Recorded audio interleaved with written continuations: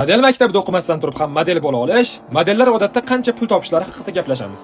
Agar videoni oxirigacha ko'rsanglar, model maktabi qanday qilib modellarga pul olib kelish haqida ko'rib chiqamiz. Ko'plab modellar ko'chada, Instagramda yoki tanishlar orqali topilgan. Agentlik keyinroq kiriladigan eshik. Ba'zan boshlanish nuqtasi emas. Model bo'lish tashqi ko'rinish va o'zini tutishdan iborat. Agentlik shunchaki sotuvchi va tezroq o'rgatuvchidir.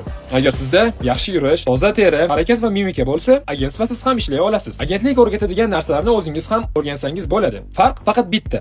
Agentlik tezlashtiradi, real ko'nikma beradi, lekin majburan o'qitmaydi. Lekin agentlik yopiq eshiklarni ochadi. Fashion Week, katta brend kompaniyalari, xalqaro kastinglar va ko'plab katta ishlar agentство orqali hal bo'ladi. Undan tashqari agentlik sizni ichki kastinglarga kiritadi. O'zingiz kira olmaydigan joylarga olib kiradi. Bu agentlikning eng katta kuchidir.